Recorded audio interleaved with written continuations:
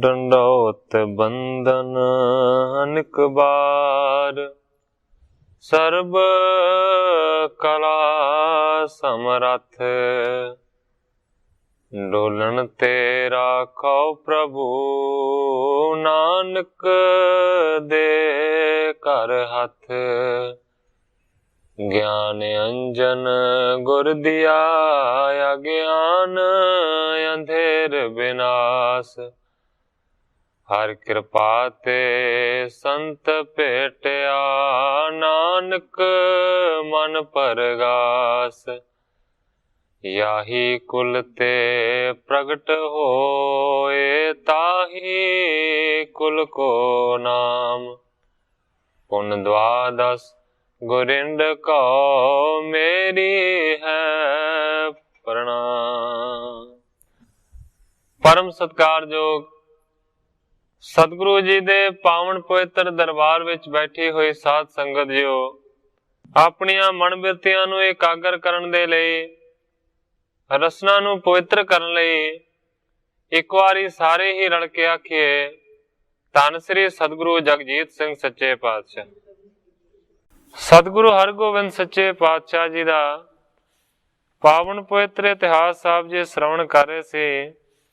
ਇਤਿਹਾਸ ਇੱਥੋਂ ਤੱਕ ਪਹੁੰਚਿਆ ਹੈ ਕਿ ਰਤਨ ਚੰਦ ਨੂੰ ਸਤਿਗੁਰੂ ਹਰਗੋਬਿੰਦ ਸੱਚੇ ਪਾਤਸ਼ਾਹ ਜੀ ਨੇ ਮਾਰ ਦਿੱਤਾ। ਇਸ ਤੋਂ ਇਲਾਵਾ ਕਰਮਚੰਦ ਬੇਹੋਸ਼ ਹੋ ਕੇ ਡਿੱਗ ਪਿਆ ਹੈ। ਕਵੀ ਜੀ ਦੱਸ ਰਹੇ ਸਨ ਕਿ ਪ੍ਰਾਣ ਨਿਕਲ ਗਏ ਰਤਨ ਚੰਦ ਦੇ, ਪਰ ਹਾਏ ਦੀ ਆਵਾਜ਼ ਤੱਕ ਉਹਦੇ ਮੂੰਹ ਦੇ ਵਿੱਚੋਂ ਨਾ ਨਿਕਲੀ।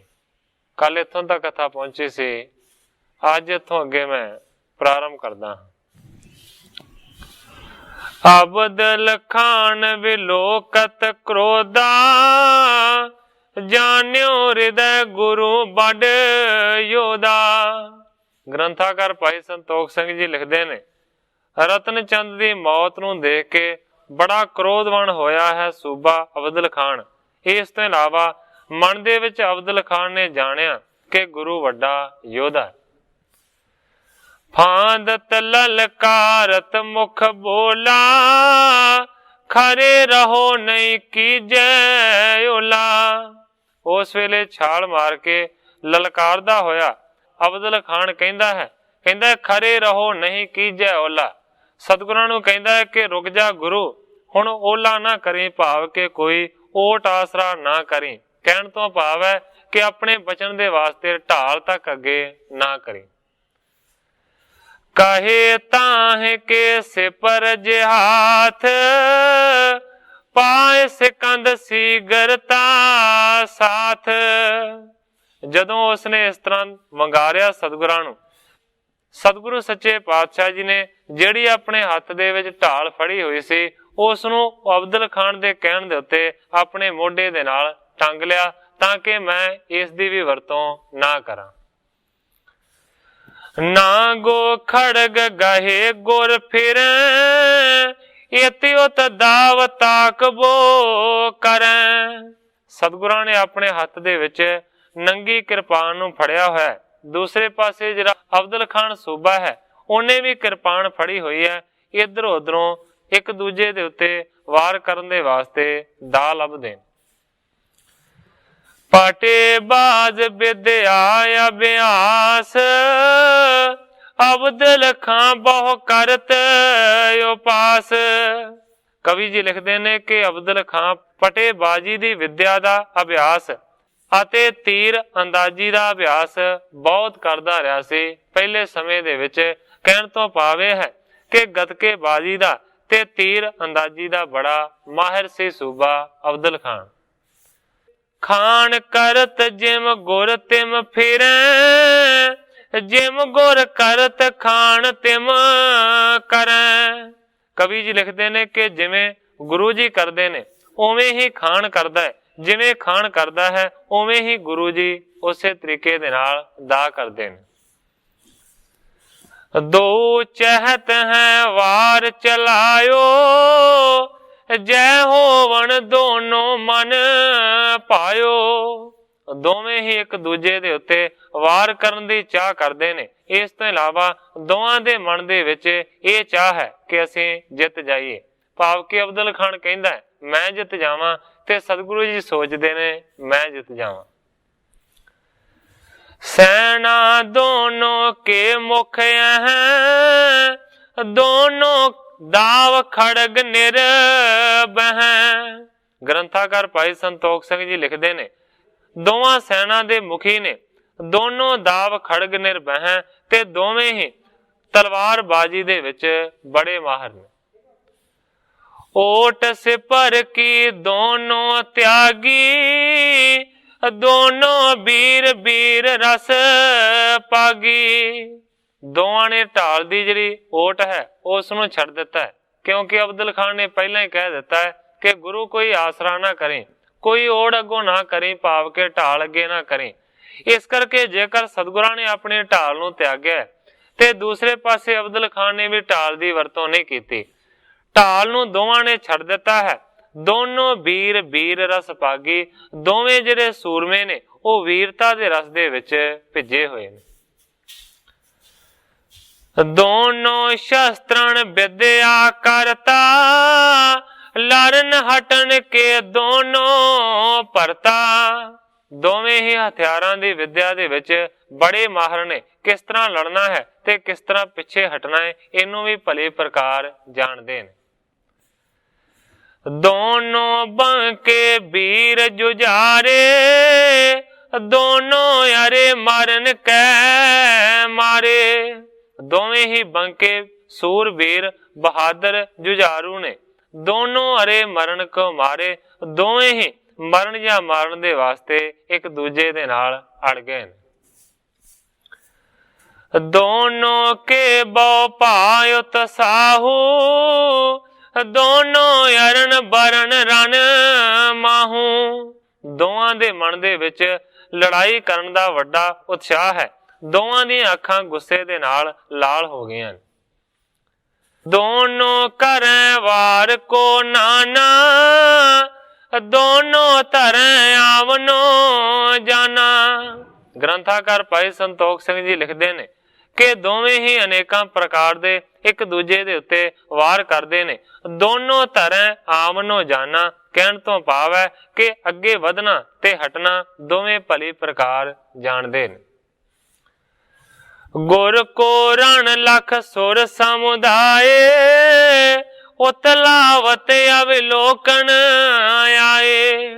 ਕਵੀ ਜੀ ਲਿਖਦੇ ਨੇ ਕਿ ਗੁਰੂ ਦੇ ਰਣ ਨੂੰ, ਗੁਰੂ ਦੇ ਯੁੱਧ ਨੂੰ ਦੇਖਣ ਦੇ ਵਾਸਤੇ ਜਿਹੜੇ ਦੇਵਤੇ ਨੇ ਉਹ ਵੀ ਕਾਲੀ ਦੇ ਨਾਲ ਆਕਾਸ਼ ਦੇ ਉੱਤੇ ਮੰਡਰਾਉਣ ਲੱਗੇ। ਤੇਰੇ ਗਗਨ ਮੈਂ ਹੇਰਤ ਜੁਦਾ, ਦੋਨੋਂ ਵੀਰ ਭਾਰੇ ਔਰ ਕ੍ਰੋਧਾ। ਆਕਾਸ਼ ਦੇ ਵਿੱਚ ਜਿਹੜੇ ਦੇਵਤੇ ਨੇ ਉਹ ਆਣ ਕੇ ਰੁਕ ਗਏ ਨੇ ਸਤਿਗੁਰਾਂ ਦੇ ਲੜੇ ਜਾ ਰਹੇ ਯੁੱਧ ਨੂੰ ਦੇਖਣ ਦੇ ਵਾਸਤੇ। ਦੋਵੇਂ ਜਿਹੜੇ ਸੂਰਬੀਰ ਯੋਧੇ ਨੇ ਉਹਨਾਂ ਦੇ ਮਨ ਦੇ ਵਿੱਚ ਬੜਾ ਕ੍ਰੋਧ ਹੈ। ਕਬਹੁ ਖਾਨ ਗੁਰ ਉਪਰ ਆਵੇ, ਕਬਹੁ ਖਾਨ ਪਰ ਸਿਰ ਗੁਰ ਜਾਵੇਂ। ਕਦੇ ਜਿਹੜਾ ਖਾਨ ਹੈ ਉਹ ਬਹੁਤਾ ਹੀ ਜ਼ਿਆਦਾ ਆਪਣੀ ਮਾਰ ਕਰਦਾ ਹੈ ਗੁਰੂ ਦੇ ਉੱਤੇ ਤੇ ਉਹਨਾਂ ਦੇ ਉੱਪਰ ਟੁੱਟਦਾ ਹੈ। ਕਦੇ ਕਦੇ ਖਾਨ ਥੋੜਾ ਜਿਹਾ ਪਿਛਾਂ ਹਟ ਜਾਂਦਾ ਹੈ ਤੇ ਸਤਿਗੁਰੂ ਜੀ ਉਹਦੇ ਉੱਪਰ ਹਾਵੀ ਹੋ ਜਾਂਦੇ ਨੇ।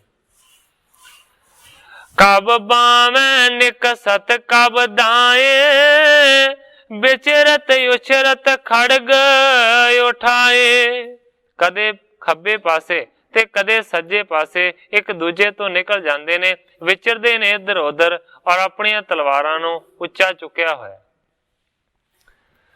ਅਬਦੁਲ ਖਾਂ ਤਬ ਵਾਰ ਪਰ ਹਾਰਾ, ਖੜਗ ਅਗਰ ਕਰ ਗੁਰੂ ਸਹਾਰਾ।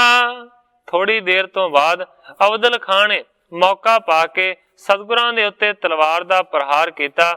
ਅੱਗੋਂ ਰੋਕਣ ਦੇ ਵਾਸਤੇ ਢਾਲ ਨਹੀਂ ਸੀ, ਇਸ ਕਰਕੇ ਸਤਿਗੁਰਾਂ ਨੇ ਆਪਣੇ ਅੱਗੇ ਤਲਵਾਰ ਵਾਰ ਨੂੰ ਰੋਕਣ ਦੇ ਵਾਸਤੇ ਕਰ ਦਿੱਤੀ। ਬਹੁਰ ਹਟਿਓ ਲਖ ਛੂਛੋ ਵਾਰ, ਸਤਿਗੁਰ ਫਾਂਦਤ ਹਾਥ ਉਭਾਰ।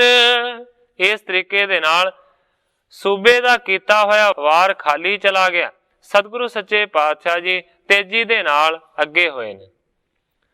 ऊंचे बोल करो रिप डाटन, तकियो खरे को जंगन काटन। सतगुरु सच्चे पातशाह जी ने ਉੱਚੀ आवाज ਦੇ ਨਾਲ ਆਪਣੇ ਵੈਰੀ ਨੂੰ ਡਾਂਟਿਆ। ਤਕਿਓ ਤਰੇ ਕੋ ਜੰਗਣ ਕਾਟਣ, ਭਾਵ ਕੇ ਮਾਨੋ ਖਾਣ ਦੀਆਂ ਜੰਗਾਂ ਲੱਤਾਂ ਕੱਟਣ ਦੇ ਲਈ ਗੁਰੂ ਜੀ ਨੇ ਹੇਠਾਂ ਵੱਲ ਨੂੰ ਦੇਖਿਆ।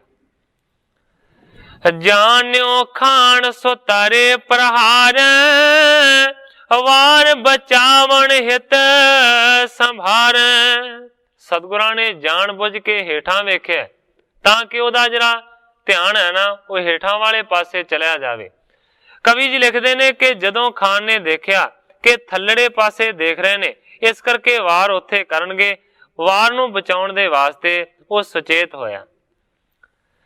ਤਾਰੇ ਜੰਗ ਦਿਸ਼ ਜਬ ਬਿਰਮਾਇਓ, ਕਰ ਬਲ ਕੋ ਗੁਰ ਖੜਗ ਚਲਾਇਓ। ਉਹਦਾ ਸਾਰੇ ਦਾ ਸਾਰਾ ਜਿਹੜਾ ਧਿਆਨ ਹੈ ਆਪਣੀਆਂ ਲੱਤਾਂ ਨੂੰ ਬਚਾਉਣ ਦੇ ਵਾਸਤੇ ਚਲਾ ਗਿਆ। ਉਹ ਸਮਝਦਾ ਸੀ ਕਿ ਜਿੱਧਰ ਦੇਖ ਰਹੇ ਨੇ ਤੱਕ ਰਹੇ ਨੇ ਉਧਰ ਵਾਰ ਕਰਨਗੇ, ਪਰ ਸਤਿਗੁਰਾਂ ਦੀ ਦਰਅਸਲ ਇਹ ਚਾਲ ਸੀ, ਇਹ ਵਿਉਂ ਸੀ, ਇੱਕ ਤਰੀਕਾ ਸੀ। ਜਦੋਂ ਹੀ ਉਹਨੇ ਸਾਰਾ ਧਿਆਨ ਆਪਣੀਆਂ ਲੱਤਾਂ ਨੂੰ ਬਚਾਉਣ ਦੇ ਵਾਸਤੇ ਲਾ ਦਿੱਤਾ, ਦੂਸਰੇ ਪਾਸੇ ਕਵੀ ਜੀ ਲਿਖਦੇ ਨੇ ਕਰ ਬਲ ਕੋ ਗੁਰ ਖੜਗ ਚਲਾਇਓ, ਤੇ ਸਤਿਗੁਰਾਂ ਨੇ ਜ਼ੋਰ ਦੇ ਨਾਲ ਤਲਵਾਰ ਦਾ ਵਾਰ ਕੀਤਾ। ਤਾਰੇ ਬਚਾਵਤ ਮੂਰਖ ਰਹਿਓ, ਚੰਦਰਹਾਸ ਗਰੀਵਾ ਪਰ ਬਹਿਓ। ਆਪਣੇ ਹੇਠਲੇ ਧੜ ਨੂੰ ਬਚਾਉਣ ਦੇ ਵਿੱਚ ਮੂਰਖ ਕਵੀ ਜੀ ਲਿਖਦੇ ਨੇ ਕਿ ਜੁਟਿਆ ਰਹਿ, ਪਰ ਦੂਸਰੇ ਪਾਸੇ ਆਸਾਨੀ ਦੇ ਨਾਲ ਹੀ ਸਤਿਗੁਰਾਂ ਦੀ ਤਲਵਾਰ ਨੇ ਧੜ ਤੋਂ ਧੌਣ ਨੂੰ ਵੱਖ ਕਰ ਦਿੱਤਾ। ਤਤਿਸ਼ਨ ਧਰ ਤੇ ਸੀਸ ਉਤਾਰਾ, ਬਹੀ ਸਾਫ ਬਹੁ ਤੀਖਣ ਧਾਰਾ। ਤਤਿਸ਼ਨ ਹੀ ਉਸੇ ਵੇਲੇ ਧੜ ਤੋਂ ਸੀਸ ਖਾਣ ਦਾ ਵੱਖਰਾ ਕਰਕੇ ਥੱਲੇ ਡੇਗ ਦਿੱਤਾ ਹੈ। ਬੜੀ ਹੀ ਸਫਾਈ ਦੇ ਨਾਲ ਤਿੱਖੀ ਧਾਰਾ ਵਾਲੀ ਜਿਹੜੀ ਕਿਰਪਾਨ ਸੀ ਨਾ ਉਹ ਵਿੱਚ ਦੀ ਲੰਘ ਗਈ। ਚੱਕ ਪਰ ਬਾਸਣ ਕਰ ਜਿਮ ਤਿਆਰੂ, ਤੂਰਨ ਲੇਤ ਕੁਲਾਲ ਉਤਾਰੂ। ਹੁਣ ਗ੍ਰੰਥਾਕਾਰ ਭਾਈ ਸੰਤੋਖ ਸਿੰਘ ਜੀ ਇੱਕ ਪ੍ਰਮਾਣ ਦਿੰਦੇ ਨੇ ਕਿ ਕਿਸ ਤਰ੍ਹਾਂ ਉਸ ਸੂਬੇ ਦਾ ਸਿਰ ਧੜ ਤੋਂ ਵੱਖਰਾ ਹੋਇਆ। ਕਵੀ ਜੀ ਲਿਖਦੇ ਨੇ ਕਿ ਜਿਸ ਤਰ੍ਹਾਂ ਘੁਮਿਆਰ ਚੱਕ ਤੇ ਭਾਂਡਾ ਤਿਆਰ ਕਰਕੇ ਤੁਰਤ ਹੀ ਧਾਗੇ ਦੇ ਨਾਲ ਕੱਟ ਕੇ ਉਸ ਨੂੰ ਉਤਾਰ ਲੈਂਦਾ ਹੈ, ਇਸੇ ਤਰੀਕੇ ਦੇ ਨਾਲ ਉਸ ਖਾਨ ਦਾ ਸਿਰ ਵੱਢਿਆ ਗਿਆ, ਲੱਥ ਗਿਆ। ਸਾਖਾ ਮਨੋ ਪਾਕ ਫਲ ਰਹਿਓ, ਗਿਰਿਓ ਸਬੇਗ ਵਾਯੂ ਤੇ ਬਹਿਓ। ਕਵੀ ਜੀ ਇੱਕ ਹੋਰ ਪ੍ਰਮਾਣ ਦਿੰਦੇ ਨੇ, ਜਾਂ ਫਿਰ ਕਵੀ ਜੀ ਲਿਖਦੇ ਨੇ ਕਿ ਇਸ ਤਰ੍ਹਾਂ ਮੰਨ ਲਓ ਕਿ ਟਾਹਣੀ ਦੇ ਨਾਲ ਪੱਕਾ ਹੋਇਆ ਫਲ ਜਿਵੇਂ ਲੱਗਾ ਹੁੰਦਾ ਹੈ, ਥੋੜੀ ਜਿਹੀ ਹਵਾ ਆਉਣ ਦੇ ਨਾਲ ਉਹ ਪੱਕਿਆ ਹੋਇਆ ਫਲ ਟਾਹਣੀ ਦੇ ਨਾਲੋਂ ਥੱਲੇ ਡਿੱਗ ਪੈਂਦਾ ਹੈ। ਇਸੇ ਤਰੀਕੇ ਦੇ ਨਾਲ ਉਸ ਅਬਦੁਲ ਖਾਨ ਸੂਬੇ ਦਾ ਸਿਰ ਧੜ ਤੋਂ ਥੱਲੇ ਡਿੱਗ ਪਿਆ। ਮਨੋ ਗਾਜ ਨੇ ਮੰਡਪ ਡਾਰਾ, ਕਹਿ ਪੁਚਾਲ ਤੇ ਗਿਰਿਓ ਮਿਨਾਰਾ।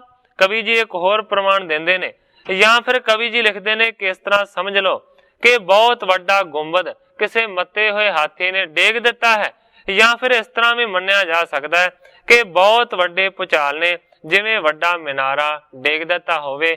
ਇਸ ਤਰੀਕੇ ਦੇ ਨਾਲ ਉਸ ਵੇਲੇ ਅਬਦੁਲ ਖਾਨ ਸੂਬੇ ਦੇ ਮੌਤ ਹੋਈ, ਕਿਸ ਤਰੀਕੇ ਦੇ ਨਾਲ ਸਤਿਗੁਰਾਂ ਦੇ ਨਾਲ ਲੜਿਆ ਤੇ ਕਿਸ ਤਰ੍ਹਾਂ ਉਹਦੀ ਮੌਤ ਹੋਈ।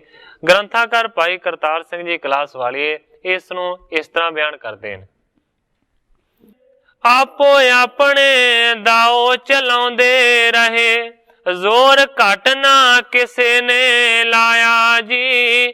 ਆਖਰ ਉਹ ਵੀ ਪਠਾਨ ਦਾ ਖੂਨ ਹੈ ਸੀ, ਪਰ ਧਿਆਨ ਖੰਡਾ ਚਮਕਾਇਆ ਜੀ। ਦੋਵੇਂ ਸੂਰਮੇ ਚੋਣਵੇਂ ਬਲੀ ਭਾਰੇ, ਦੋਵੇਂ ਸੂਰਮੇ ਚੋਣਵੇਂ ਬਲੀ ਭਾਰੇ, ਇੱਕ ਦੂਜੇ ਦਾ ਦਾਓ ਬਚਾਇਆ ਜੀ। ਪਰ ਅੰਤ ਨੂੰ ਗੁਰਾਂ ਨੇ ਤੇਗ ਪੈ ਕੇ, ਤੋੜ ਵਾਂਗ ਮੁਨਾਰੇ ਦੇ ਢਾਇਆ ਜੀ। ਪਰ ਕਵੀ ਜੀ ਲਿਖਦੇ ਨੇ ਅਖੀਰ ਦੇ ਵੇਲੇ ਤੇਗ ਦਾ ਵਾਰ ਕਰਕੇ ਸਤਿਗੁਰਾਂ ਨੇ ਮੁਨਾਰੇ ਦੇ ਵਾਂਗ ਉਸ ਖਾਨ ਦਾ ਸਿਰ ਧਰਤੀ ਦੇ ਉੱਤੇ ਸੁੱਟ ਦਿੱਤਾ। ਸ੍ਰੀ ਹਰਿ ਗੋਬਿੰਦ ਸ਼ਤਰੂ ਬਿਲੋਕਾ, ਪਰਿਓ ਪ੍ਰਿਥੀ ਪਰ ਪ੍ਰਾਨਨ ਫੋਕਾ। ਕਵੀ ਜੀ ਲਿਖਦੇ ਨੇ ਕਿ ਸਤਿਗੁਰੂ ਹਰਗੋਬਿੰਦ ਸੱਚੇ ਪਾਤਸ਼ਾਹ ਜੀ ਨੇ ਆਪਣੇ ਵੱਡੇ ਵੈਰੀ ਨੂੰ ਦੇਖਿਆ ਹੈ, ਜਿਹੜਾ ਕਿ ਧਰਤੀ ਦੇ ਉੱਤੇ ਡਿੱਗਾ ਪਿਆ ਹੋਇਆ ਹੈ, ਪ੍ਰਾਣਾਂ ਤੋਂ ਖਾਲੀ। ਪਾਪ ਬਿਰਤ ਤਮ ਤੋਮ ਕਰਾਲਾ, ਮ੍ਰਿਤਕ ਖਾਨ ਟਿਗ ਗੁਰ ਤਿਸ ਕਾਲਾ। ਕਵੀ ਜੀ ਲਿਖਦੇ ਨੇ ਕਿ ਜਿਹੜੇ ਪਾਸੇ ਸਤਿਗੁਰੂ ਜੀ ਉਸ ਮਰੇ ਹੋਏ ਖਾਨ ਦੇ ਲਾਗੇ ਖਲੋਤੇ ਸਨ, ਉਸ ਵੇਲੇ ਕਵੀ ਜੀ ਲਿਖਦੇ ਨੇ ਪਾਪ ਪ੍ਰਵਿਰਤ ਤਮ ਤੋਮ ਕਰਾਲਾ। ਕਹਿਣ ਤੋਂ ਭਾਵ ਹੈ ਕਿ ਬੜਾ ਭਿਆਨਕ ਤੇ ਡੂੰਘਾ ਹਨੇਰਾ ਉਸ ਵੇਲੇ ਪਸਰ ਗਿਆ ਸੀ। ਪਾਰੇ ਉਹ ਦੁਸ਼ਟ ਹਮ ਪਰ ਚਾੜੇ ਆਇਓ, ਤੁਰ ਕਮੋੜ ਮਤ ਚਿਤ ਗਰ ਬਾਇਓ। ਭਾਵੇਂ ਕਿ ਸਤਿਗੁਰਾਂ ਦੇ ਲਾਗੇ ਸੁਣਨ ਦੇ ਵਾਸਤੇ ਕੋਈ ਵੀ ਮੌਜੂਦ ਨਹੀਂ ਹੈ, ਪਰ ਸਤਿਗੁਰਾਂ ਨੇ ਆਪਣੇ ਗੁੱਸੇ ਨੂੰ ਸ਼ਾਂਤ ਕਰਨ ਦੇ ਵਾਸਤੇ ਇਸ ਤਰ੍ਹਾਂ ਆਖਿਆ ਹੈ। ਕਹਿੰਦੇ ਨੇ ਪਾਰੇ ਉਹ ਦੁਸ਼ਟ ਹਮ ਪਰ ਚੜ ਆਵਾ, ਮਰ ਗਿਆ ਦੁਸ਼ਟ ਜਿਹੜਾ ਕਿ ਸਾਡੇ ਤੇ ਚੜ ਕੇ ਆਇਆ ਸੀ। ਤੁਰਕ ਮੂਰਖ ਸੀ, ਇਹਨੂੰ ਆਪਣੀ ਤਾਕਤ ਦਾ ਵੱਡਾ ਹੰਕਾਰ ਸੀ, ਹੁਣੇ ਮਰ ਗਏ।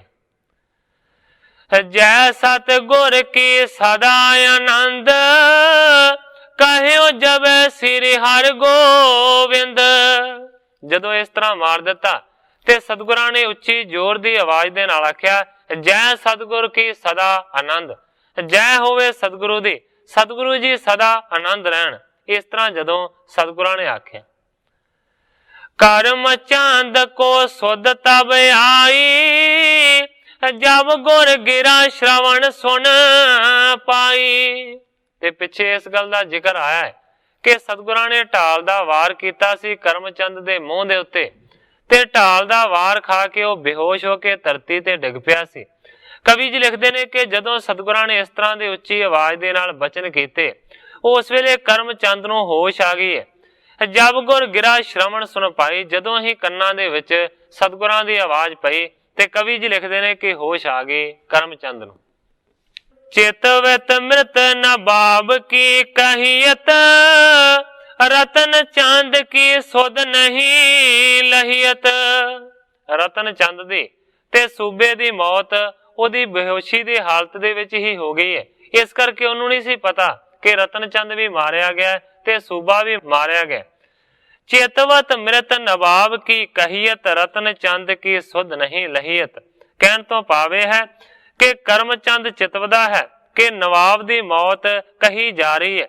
ਭਾਵ ਇਹ ਕਿ ਗੁਰੂ ਜੀ ਦੀ ਕਥਨੀ ਤੋਂ ਕਰਮਚੰਦ ਨੇ ਨਵਾਬ ਮਰ ਗਿਆ ਸਮਝ ਲਿਆ ਤੇ ਸੋਚਦਾ ਹੈ ਕਿ ਰਤਨ ਚੰਦ ਦਾ ਕੋਈ ਪਤਾ ਨਹੀਂ ਕਿ ਉਹ ਕਿੱਥੇ ਹੈ, ਕਿਉਂਕਿ ਸਤਿਗੁਰਾਂ ਨੇ ਆਖਿਆ ਹੈ ਨਾ ਕਿ ਜਿਹੜਾ ਦੁਸ਼ਟ ਸਾਡੇ ਤੇ ਚੜ ਕੇ ਆਇਆ ਸੀ ਉਹ ਮਰ ਗਏ।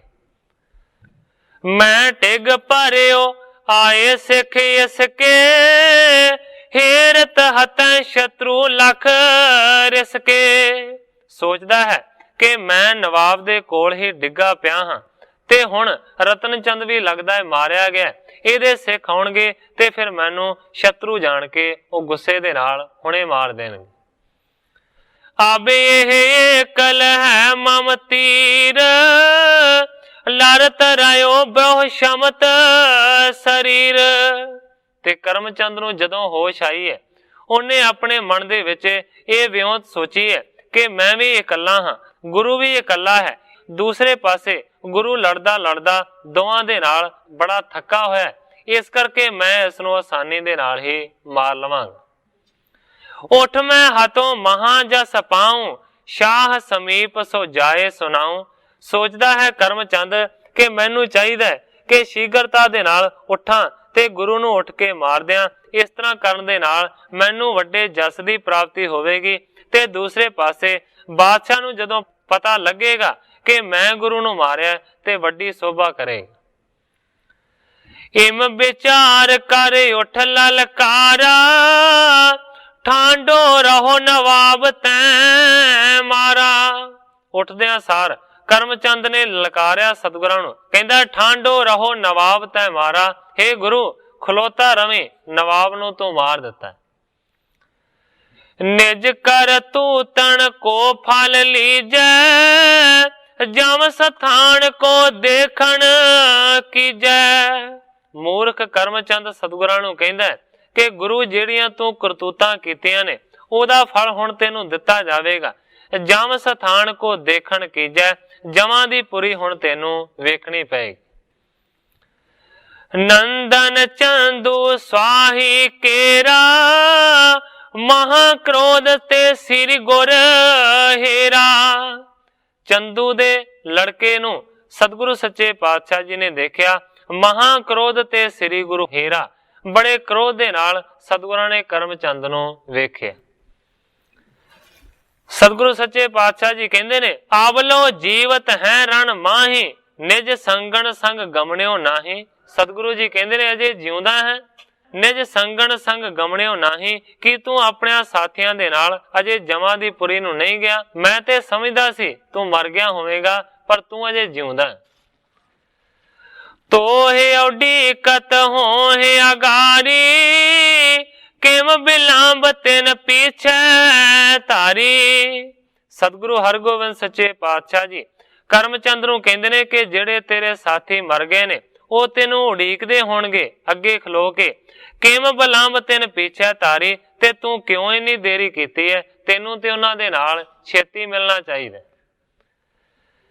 ਨਿਕਟ ਆਓ ਤਿਨ ਸਾਥ ਮਿਲਾਵੇਂ, ਬਹੁਰੀ ਕਾਂਕੀ ਜਮਪੁਰ ਜਾਵੇਂ।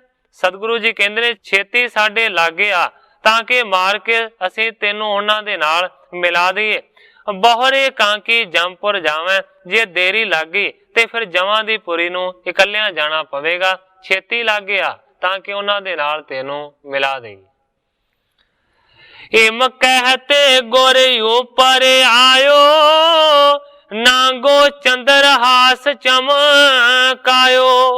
ਜਦੋਂ ਸਤਿਗੁਰਾਂ ਨੇ ਇਸ ਤਰ੍ਹਾਂ ਦੇ ਬਚਨ ਕੀਤੇ, ਬੜਾ ਗੁੱਸਾ ਆਇਆ ਕਰਮਚੰਦ ਨੂੰ। ਗੁੱਸੇ ਦੇ ਨਾਲ ਤਲਵਾਰ ਨੂੰ ਨੰਗਿਆਂ ਕਰਕੇ ਚਮਕਾਉਂਦਾ ਹੋਇਆ ਅੱਗੇ ਵਧੇ। ਜਿਮ ਦੀਪਕ ਪਰ ਜਾਏ ਪਤੰਗ, ਕਰੇ ਵਿਨਾਸ਼ਣ ਆਪਣੇ ਅੰਗ। ਕਵੀ ਜੀ ਪ੍ਰਮਾਣ ਦਿੰਦੇ ਨੇ ਕਿ ਕਿਸ ਤਰ੍ਹਾਂ ਸਤਿਗੁਰਾਂ ਦੇ ਵੱਲ ਵਧਿਆ ਹੈ ਕਰਮਚੰਦ। ਕਵੀ ਜੀ ਲਿਖਦੇ ਨੇ ਕਿ ਜਿਸ ਤਰ੍ਹਾਂ ਦੀਵੇ ਦੀ ਰੌਸ਼ਨੀ ਦੇ ਉੱਤੇ ਪਤੰਗੇ ਪਰਵਾਨੇ ਸੜਨ ਦੇ ਵਾਸਤੇ ਆਉਂਦੇ ਨੇ, ਇਸ ਤਰੀਕੇ ਦੇ ਨਾਲ ਕਰਮਚੰਦ ਅੱਗੇ ਵਧਿਆ। ਮਾਨੋ ਕਿ ਜਗਦੀ ਹੋਈ ਲਾਟ ਸਤਿਗੁਰੂ ਜੀ ਨੇ ਤੇ ਪਤੰਗੇ ਵਰਗਾ ਕਰਮਚੰਦ ਸੜਨ ਦੇ ਵਾਸਤੇ ਅੱਗੇ ਹੋ ਗਿਆ। ਮੂਰਖ ਜਾਏ ਨੇਰ ਤਵ ਠਾਨਾ, ਸਤਿਗੁਰ ਬੋਲੇ ਬਣ ਸਭ ਧਾਨਾ।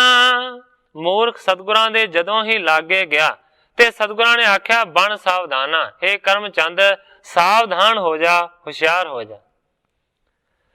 ਕਰ ਲਿਓ ਵਾਰ ਪ੍ਰਥਮ ਬਲ ਧਰ ਕੇ, ਨਤ ਪਛਤੈ ਹੈ ਪਿੱਛੇ ਮਰ ਕੇ। ਸਤਿਗੁਰੂ ਜੀ ਕਹਿੰਦੇ ਨੇ ਕਿ ਪਹਿਲਾਂ ਤੂੰ ਵਾਰ ਕਰ ਲੈ ਆਪਣੇ ਜ਼ੋਰ ਦੇ ਨਾਲ। ਜੇਕਰ ਤੂੰ ਪਹਿਲਾਂ ਵਾਰ ਨਾ ਕੀਤਾ, ਬਾਅਦ ਦੇ ਵਿੱਚ ਤੈਨੂੰ ਪਛਤਾਉਣਾ ਪਵੇਗਾ, ਕਿਉਂਕਿ ਸਤਿਗੁਰੂ ਜੀ ਕਹਿੰਦੇ ਨੇ ਜਦੋਂ ਮੈਂ ਵਾਰ ਕਰਾਂਗਾ ਫਿਰ ਤੂੰ ਬਚੇਗਾ ਨਹੀਂ। ਇਸ ਕਰਕੇ ਤੇਰੇ ਮਨ ਦੀ ਚਾਹ ਜਿਹੜੀ ਹੈ ਉਹ ਕਿਤੇ ਅਧੂਰੀ ਨਾ ਰਹਿ ਜਾਏ, ਇਸ ਕਰਕੇ ਤੂੰ ਪਹਿਲਾਂ ਵਾਰ ਕਰ ਲੈ। ਸੁਣਤ ਵਾਰ ਕੀਨ ਸਤਬ ਆਏ, ਸਿਰ ਕੋ ਕਿਦੋਂ ਸਿਕੰਦ ਤਕਾਏ। ਉਸ ਵੇਲੇ ਸੁਣਦਿਆਂ ਸਾਰ ਕਰਮਚੰਦ ਨੇ ਸਤਿਗੁਰਾਂ ਦੇ ਉੱਤੇ ਵਾਰ ਕੀਤਾ ਹੈ, ਜਾਂ ਮੋਢੇ ਦਾ ਤੇ ਜਾਂ ਸਿਰ ਦਾ ਦਾ ਤੱਕ ਕੇ। ਖੜਗ ਚਲਾਇਓ ਗੋਰੇ ਅਵਿਲੋਕਾ, ਆਪਣੇ ਖੜਗ ਪਰ ਤਿਸ ਕੋ ਰੋਕਾ। ਜਦੋਂ ਤਲਵਾਰ ਦਾ ਵਾਰ ਕੀਤਾ ਤੇ ਸਤਿਗੁਰਾਂ ਨੇ ਵੀ ਅੱਗੋਂ ਤਲਵਾਰ ਦੇ ਨਾਲ ਉਸ ਦੇ ਵਾਰ ਨੂੰ ਰੋਕਣ ਦਾ ਯਤਨ ਕੀਤਾ। ਰਿਸ ਤੇ ਬਲ ਤੇ ਤਿਨੈ ਪ੍ਰਹਾਰਾ, ਬਜਿਓ ਖੜਗ ਪਰ ਖੜਗ ਕਰਾਰਾ। ਗ੍ਰੰਥਾਕਾਰ ਭਾਈ ਸੰਤੋਖ ਸਿੰਘ ਜੀ ਲਿਖਦੇ ਨੇ, ਬੜੇ ਗੁੱਸੇ ਦੇ ਨਾਲ ਤੇ ਬੜੀ ਤਾਕਤ ਦੇ ਨਾਲ ਪ੍ਰਹਾਰ ਕੀਤਾ ਸੀ ਕਰਮਚੰਦ ਨੇ। ਅੱਗੋਂ ਸਤਿਗੁਰਾਂ ਨੇ ਵੀ ਬੜੇ ਜ਼ੋਰ ਦੇ ਨਾਲ ਤਲਵਾਰ ਤੇ ਵਾਰ ਨੂੰ ਰੋਕਿਆ, ਪਰ ਉਸ ਵੇਲੇ ਦੋਵੇਂ ਤਲਵਾਰਾਂ ਬੜੇ ਜ਼ੋਰ ਦੇ ਨਾਲ ਇੱਕ ਦੂਜੀ ਦੇ ਉੱਤੇ ਵੱਜੀਆਂ। ਦੋਨੋਂ ਟੂਟ ਤਰਾ ਪਰ ਪਰੇ, ਦੋਨੋਂ ਮੁਸ਼ਟ ਰਹੇ ਕਰ ਧਰੇ। ਤਲਵਾਰ ਇੱਕ ਦੂਜੀ ਦੇ ਨਾਲ ਟਕਰਾਈ ਹੈ, ਦੋਵੇਂ ਤਲਵਾਰਾਂ ਟਕਰਾ ਕੇ ਟੁੱਟ ਗਈਆਂ ਨੇ। ਸਤਿਗੁਰਾਂ ਦੀ ਤਲਵਾਰ ਵੀ ਟੁੱਟ ਗਈ ਤੇ ਦੂਸਰੇ ਪਾਸੇ ਕਰਮਚੰਦ ਦੀ ਕਿਰਪਾਨ ਵੀ ਟੁੱਟ ਗਈ ਹੈ। ਦੋਨੋਂ ਮੁਸ਼ਟ ਰਹੇ ਕਰ ਧਾਰੇ, ਦੋਵਾਂ ਦੇ ਹੱਥਾਂ ਦੇ ਵਿੱਚ ਤਲਵਾਰਾਂ ਦੀਆਂ ਮੁੱਠਾਂ ਫੜੀਆਂ ਰਹਿ ਗਈਆਂ। पेख श्री हर गोविंद विचारे, अब जम तर सो जे अस मारे।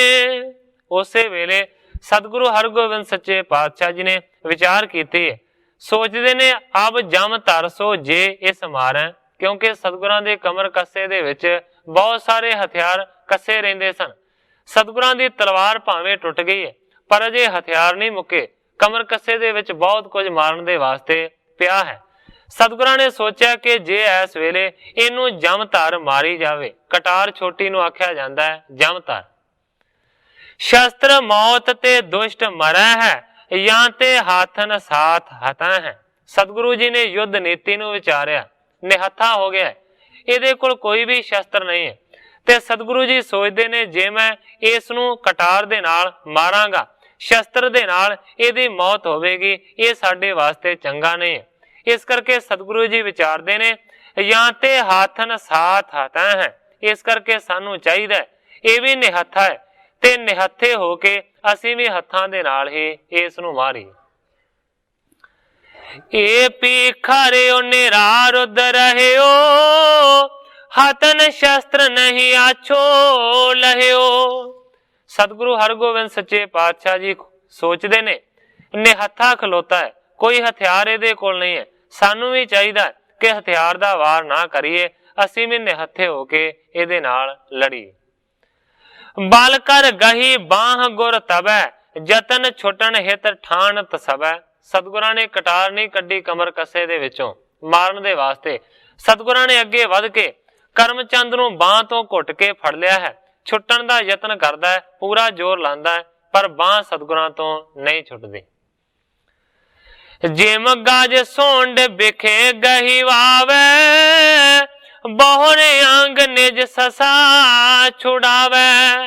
कवि जी प्रमाण देंदे ने कि मानो जिस तरह कोई वड्डा हाथी छोटे जे खरगोश नू अपनी सुंड दे विच जकड़ लैंदा है, इस तरीके दे नाल सतगुरु हरगोबिंद सच्चे पातशाह जी ने करमचंद नू फड़ लिया, छुट्टन दा यतन करदा है पर बाह नहीं छुटदी। जोर मरोर तोर कर रहियो, मोचन हाथ न क्यों हूं लहियो। करमचंद ने बड़ा जोर लाया, बड़े मरोड़े खाधे, बड़ा तोड़न दा यतन किया, मोचन हाथ ना क्यों लहियो, पर किसी भी तरीके दे नाल करमचंद अपनी बाह नू छुड़ा ना सके। दुतिया हाथ ते ओज दिखावत, शेर अंक जो मृग युतलावत। ग्रंथाकार भाई संतोख सिंह जी लिखते ने एक बाह ते सतगुरां ने घुट के फड़ लई है, दूसरे हथ दे नाल अपनी ताकत दिखाउंदा है, पर कवि जी प्रमाण देंदे ने शेर अंक ज्यों मृग उतलावत। शेर दी जफ्फी दे विच जिवें मिर्ग भाव के हिरन काला पैंदा है ना, इस तरह छटपटा रहा है करमचंद। तब सत गुर गह के कर दाए, अल्प पार लख लीन उठाए। ध्यान देण दी ये लोड़ है कि सतगुरां ने दोवां हत्थां दे नाल ओदी बाह नूं नहीं फड़िया, सिर्फ खब्बे हत्थ दे नाल सतगुरां ने बाह नूं फड़िया, वो छुड़ा नहीं सकिया। फिर सतगुरां ने अपने सज्जे हत्थ दा सहारा दे के थोड़ा जिहा भार करमचंद दा जान के उस नूं अपने उतां चुक लिया बाहां दे उत्ते। कारियो प्रमावण के तक फेरे, छित पछार कर दीन सगेरे। बाहां दे उत्ते उठा के सतगुरां ने काफी वार इधर उधर भवांटणियां दित्तियां ने, उस नूं कमाया है ते फिर अचानक ही धरती दे उत्ते पछाड़ के सुट दिता। फूट गयो सिर चूरन अंग, तन की संद छुटी सर बंग। सिर दे भार सुटिया है, जमीन ते जदों ही करमचंद दा सिर लगा ते सिर फुट गया, उसे वेले अंगां दा मानो के चूरन बन गया है। तन की संद छुटी सरबंग कहण तो पावे है कि शरीर दे सारे अंगां दे जिहड़े जोड़ सी ना, उसे वेले टुट गए। इस तरीके दे नाल उसे वेले करमचंद दी मौत हो गई। इस तरीके दे नाल सतगुरु सच्चे पातशाह जी ने करमचंद नूं मारिया। करमचंद नूं पी होश आए गई, उठे उस ध्यान दौड़ाया जी, ਸਾਥੀ ਦੋਏ ਮੈਦਾਨ ਦੇ ਵਿੱਚ ਡਿੱਗੇ, ਆਣ ਮੌਤ ਨੇ ਮੂੰਹ ਦਿਖਾਇਆ ਜੀ।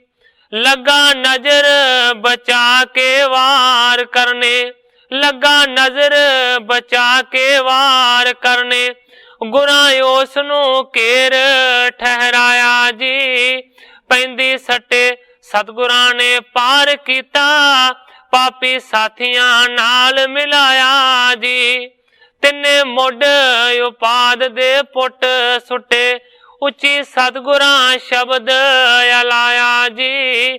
ਹੋਈ ਜੈ ਗੁਰੂ ਨਾਨਕ ਕਰਤਾਰ ਸਿੰਘਾ, ਸੂਬਾ ਮਾਰਿਆ ਜਿਹੜਾ ਮੁਕਾਇਆ ਜੀ। ਕਰਤਾਰ ਸਿੰਘ ਜੀ ਕਲਾਸ ਵਾਲੀ ਲਿਖਦੇ ਨੇ, ਇਸ ਤਰੀਕੇ ਦੇ ਨਾਲ ਸਤਿਗੁਰਾਂ ਨੇ ਤਿੰਨਾਂ ਨੂੰ ਮਾਰ ਦਿੱਤਾ, ਕਰਮਚੰਦ ਨੂੰ, ਰਤਨ ਚੰਦ ਨੂੰ ਔਰ ਸੂਬੇ ਅਬਦਲ ਖਾਨ ਨੂੰ। ਕਵੀ ਜੀ ਲਿਖਦੇ ਨੇ ਜਦੋਂ ਇਹਨੂੰ ਵੀ ਮਾਰ ਦਿੱਤਾ ਤੇ ਸਤਿਗੁਰਾਂ ਨੇ ਜ਼ੋਰ ਦੇ ਨਾਲ ਆਖਿਆ, ਜੈ ਗੁਰੂ ਨਾਨਕ। ਸਤਿਗੁਰੂ ਨਾਨਕ ਦੇਵ ਸੱਚੇ ਪਾਤਸ਼ਾਹ ਤੁਹਾਡੀ ਹਮੇਸ਼ਾ ਜਿੱਤ ਹੋਵੇ। ਹਿਮ ਬਿਨਾਸ ਗਣ ਸ਼ਤਰੂ ਕਰਕੇ, ਪੁਣ ਚੋਂ ਦਿਸ਼ ਮੈਂ ਭਲੇ ਨਿਹਰ ਕੇ। ਗ੍ਰੰਥਾਕਾਰ ਭਾਈ ਸੰਤੋਖ ਸਿੰਘ ਜੀ ਲਿਖਦੇ ਨੇ, ਇਸ ਤਰੀਕੇ ਦੇ ਨਾਲ ਆਪਣੇ ਵੈਰੀਆਂ ਦਾ ਨਾਸ ਕਰਕੇ ਸਤਿਗੁਰੂ ਸੱਚੇ ਪਾਤਸ਼ਾਹ ਜੀ ਨੇ ਫਿਰ ਚਾਰੇ ਪਾਸੇ ਨਿਗਾਹ ਮਾਰੀ ਹੈ ਕਿ ਕੋਈ ਤੁਰਕ ਲਾਗੇ ਨਾ ਹੋਵੇ। ਰਹਿਓ ਨਾ ਕੋਈ ਲੜਬੇ ਯੋਗ, ਹੋਤੇ ਜੀਅਤ ਕੁਛ ਭਾਗੇ ਲੋਗ।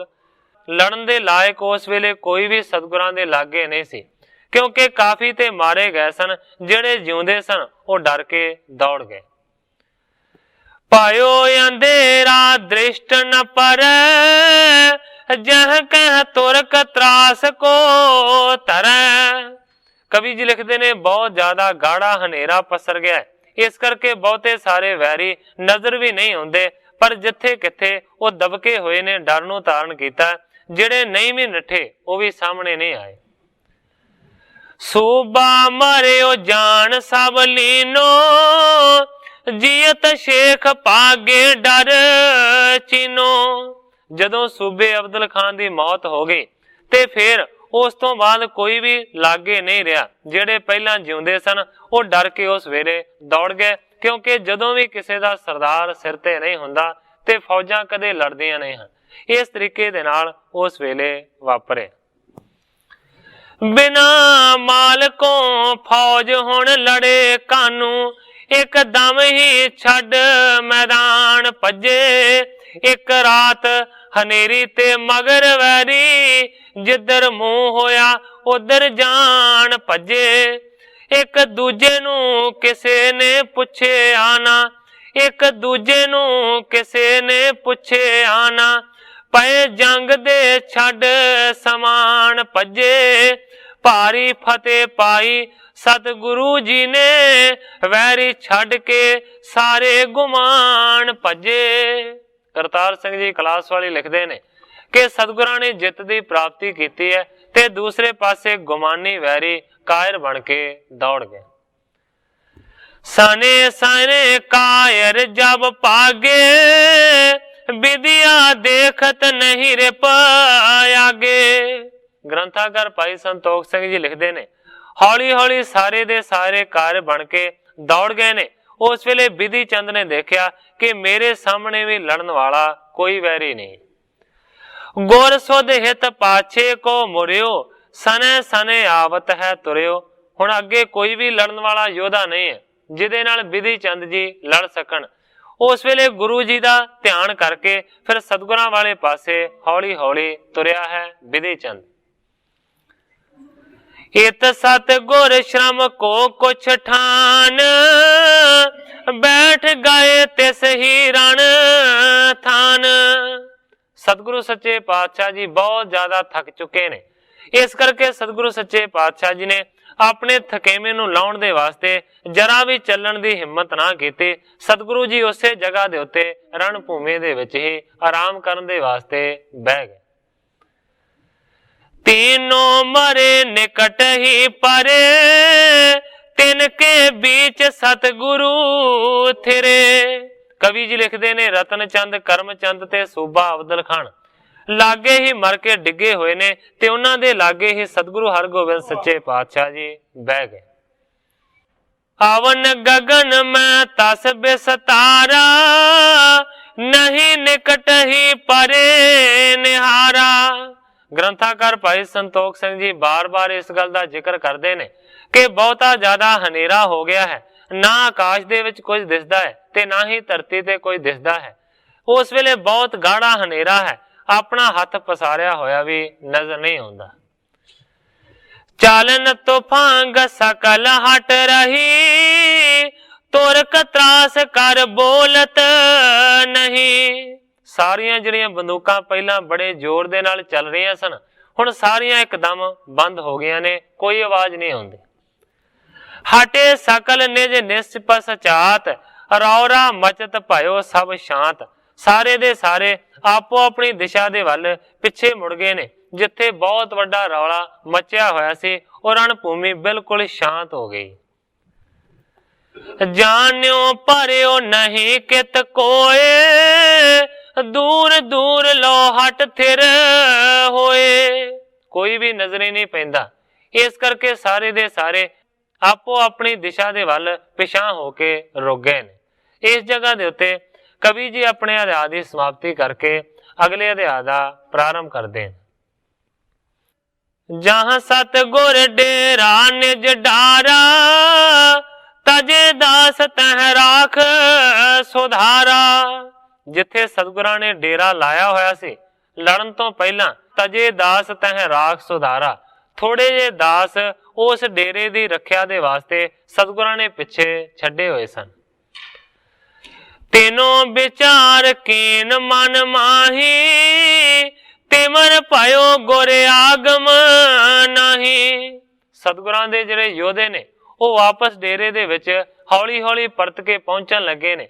जिहड़े डेरे दे विच ठहरे हुए सन, उन्हां ने मन दे विच विचार कीती कि सारे दे सारे हौली हौली मुड़ रहे ने, पर तिमर भयो गुर आगम नाही। बड़ा हनेरा हो गया, पर सतगुरु जी अजे मुड़ के डेरे दे विच वापस नहीं आए।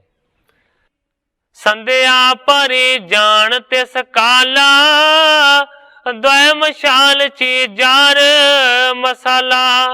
चिंता वधी सारियां दे मन दे विच, क्योंकि सतगुरु जी अजे डेरे दे विच वापस नहीं परते। उस वेले दो मशालां जगाइयां ने, दो सिखां ने, ते सतगुरां नूं लभण दे वास्ते चल पए ने। तूरण ही रण की दिश आए, खोजन लगे नहीं गुरु पाए।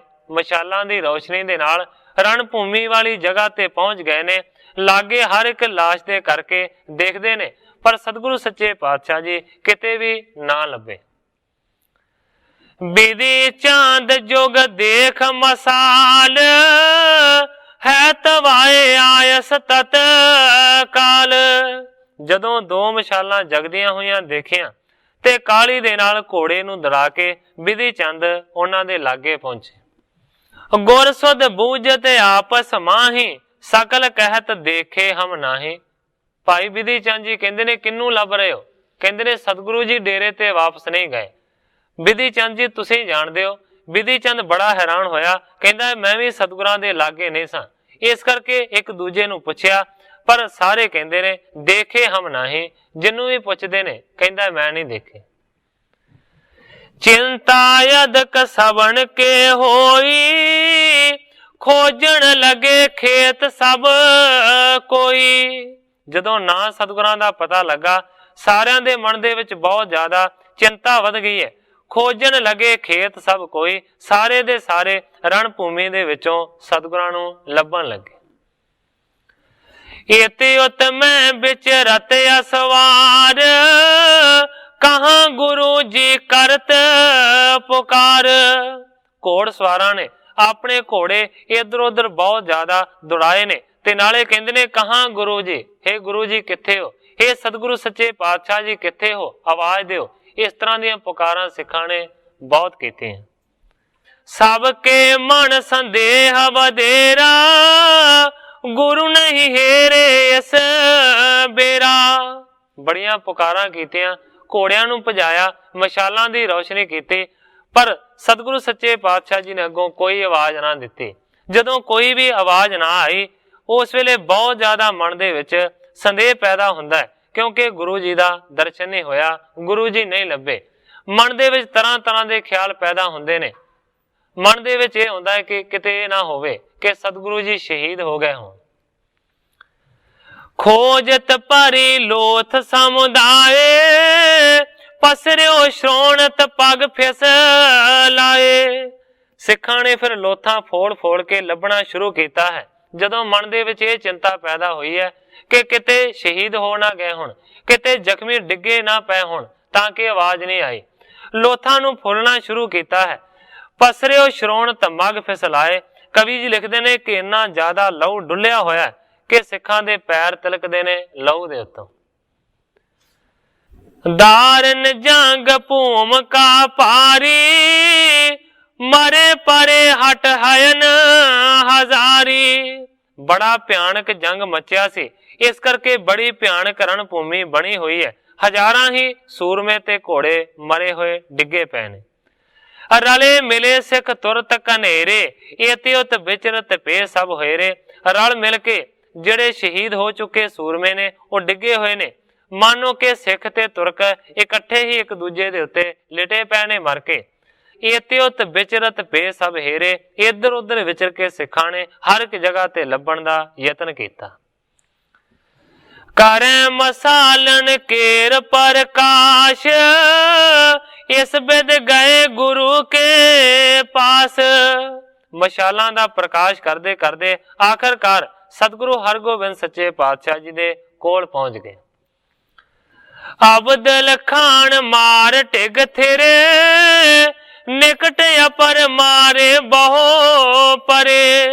जदों सिख सतगुरां दे लागे गए ने, अबदल खान डिगा होया मर के, लागे ही सतगुरु सच्चे पातशाह जी दे ओ रतन चंद ते करम चंद भी मरे पे ने। संगर काय कने लग कोर, सोपी मरियो खेत रण कोर। संगर दे विच मैदाने जंग दे विच सतगुरां दा जिहड़ा घोड़ा है वो भी मर गया सी, वो भी सतगुरां दे लागे ही पिया होया सी। जदों सतगुरां नूं देखिया सिखां ने ते साह दे विच साह आया, जिहड़ी चिंता लगी हुई सी वो दूर हुई। तेरे अकां की बीर बिसाला, करे बिलोकण गुर जिस काला। ग्रंथाकार भाई संतोख सिंह जी लिखदे ने, इकल्ले ही सतगुरु सच्चे पातशाह जी उन्हां मरिया होयां दे लागे बैठे ने। उस वेले सिखां ने जाके सतगुरां नूं वेखिया। पाए प्रफुल्लत पायन परे, हेर हेर सब धीरज धरे। सतगुरां दे चरनां ते जाके अपने मस्तकां नूं सारियां ने लाया है। वेख वेख के सतगुरु सच्चे पातशाह जी नूं प्रफुल्लत होए ने, खुश होए ने। बिधि चंद कर जोर बखाना, किमथर रहे प्रभु रण ठाना। बिधि चंद ने वेख के सवाल किया, कहंदा सच्चे पातशाह इत्थे क्यों बैठे होए? दास न पास काकी आहो, कहो प्रभु अब क्या चित लहो। बिधि चंद जी कहंदे ने सच्चे पातशाह कोई दास तुहाडे लागे ने, तुसीं इकल्ले इत्थे क्यों बैठे होए हो? सच्चे पातशाह साडे मन दे विच बहुत ज्यादा चिंता वध गई सी। सुन श्री हरगोबिंद उचारा, जो चित चह करन हमकारा। सतगुरु हरगोबिंद सच्चे पातशाह जी कहंदे ने, हे भाई बिधि चंद, ਜਿਹੜੀ ਸਾਡੇ ਮਨ ਦੇ ਵਿੱਚ ਚਾਹ ਹੈ ਕਿਸੇ ਕੰਮ ਨੂੰ ਕਰਨ ਦੀ, ਸੋ ਪੁਨ ਸਾਰ ਪਾਏ ਤੇ ਹੋਏ, ਅਬ ਡੇਰੇ ਕੋ ਗਮਨੋ ਕੋਏ। ਸਤਿਗੁਰੂ ਜੀ ਕਹਿੰਦੇ ਨੇ ਜੋ ਸੋਚਿਆ ਹੈ ਉਹ ਤੇ ਸਵੇਰ ਹੋਣ ਦੇ ਨਾਲ ਕਰਾਂਗੇ, ਹੁਣ ਚਲੋ ਸਾਰੇ ਦੇ ਸਾਰੇ ਡੇਰੇ ਚੱਲ ਕੇ ਆਰਾਮ ਕਰੀਏ। को सिख कायल हो रण बिसै, करो संभारन आनो तिसै। सतगुरु हरगोबिंद सच्चे पातशाह जी कहते हैं, हे भाई बिधि चंद, जेड़े सिख रणभूमि दे विच डिगे हुए ने जख्मी होके, उन्हां सारियां दी सांभ संभाल करो। इस तरीके दे नाल उस वेले सतगुरु सच्चे पातशाह जी दे नाल सिखां दा मिलाप होया ते सतगुरां ने इस तरह दा हुक्म कीता। किस तरीके दे नाल उस वेले वापरिया, ग्रंथाकार करतार सिंह जी कलास वालीए इस तरीके दे नाल इस नूं बयान करदे ने। एक रात हनेरी ते गर्द उड्डी, पै रहा है सी अंधकार पाई। सतगुरु जी किते ना नजर आउंदे, फिर ढूंढ रहे सन जथेदार पाई। कई दिलां दे विच ख्याल आवन, कई दिलां दे विच ख्याल आवन, हिरदे होए रहे बेकरार पाई। डिठे सतगुरु जी अगों बैठे होए, होई सिखां नूं खुशी अपार पाई। आण आण वधाइयां देण लगे, कर चरना ते नमस्कार पाई। दया दृष्ट कर सब नूं गुरु वेंदे, दूर कर दे दुख हजार पाई। वेखे सूबा ते उस दे दोए साथी, जिथे पैसन लतां पसार पाई। आखिर हुक्म दिता रात बहुत गई, लवो जख्मियां ताई सवार पाई। ग्रंथाकार भाई संतोख सिंह जी लिखते ने, आखिरकार सतगुरु हरगोबिंद सच्चे पातशाह जी ने भाई बिधि चंद नूं हुक्म कीता है कि ਜਿਹੜੇ ਸਾਡੇ ਸਿੱਖ ਬਹੁਤ ਜ਼ਿਆਦਾ ਜ਼ਖਮੀ ਨੇ ਉਹਨਾਂ ਸਾਰਿਆਂ ਦੀ ਸਾਂਭ ਸੰਭਾਲ ਕੀਤੀ ਜਾਵੇ ਔਰ ਉਹਨਾਂ ਨੂੰ ਚੁੱਕ ਕੇ ਡੇਰੇ ਦੇ ਵਿੱਚ ਲਿਆਂਦਾ ਜਾਵੇ। ਇਸ ਤਰੀਕੇ ਦੇ ਨਾਲ ਉਸ ਵੇਲੇ ਵਾਪਰਿਆ। ਸੋ ਸਾਧ ਸੰਗਤ ਜੀ, ਸਮੇਂ ਦੀ ਸਮਾਪਤੀ ਹੈ। ਕੱਲ ਨੂੰ ਗ੍ਰੰਥਾਕਾਰ ਭਾਈ ਸੰਤੋਖ ਸਿੰਘ ਜੀ ਜਿਸ ਤਰੀਕੇ ਦੇ ਨਾਲ ਅਗਲੀ ਕਥਾ ਨੂੰ ਅੱਗੇ ਬਿਆਨ ਕਰਨਗੇ, ਮੈਂ ਉਸੇ ਤਰ੍ਹਾਂ ਸਾਧ ਸੰਗਤ ਦੇ ਸਨਮੁਖ ਖਰਚ ਕਰਾਂਗਾ। ਅੱਗੇ ਜੋ ਸਤਿਗੁਰੂ ਸੱਚੇ ਪਾਤਸ਼ਾਹ ਜੀ ਦੀ ਰਜ਼ਾ ਹੋਵੇਗੀ ਉਸੇ ਤਰ੍ਹਾਂ ਵਰਤੇਗੀ। ਜਿੰਨੀਆਂ ਹੀ ਅਰਜ਼ਾਂ ਕਰਦਾ ਹੋਇਆ ਮੈਂ ਇੱਥੇ ਹੀ ਕਥਾ ਨੂੰ ਵਿਸਰਾਮ ਦੇ ਕੇ ਸਾਰੀ ਸਾਧ ਸੰਗਤ ਤੋਂ ਖਿਮਾ ਦਾ ਜਾਚਕਾਂ। हे अच्युत हे पार ब्रह्म अविनाशी अगनास, हे पूरन हे सर्ब मैं दुख पंजन गुणतास।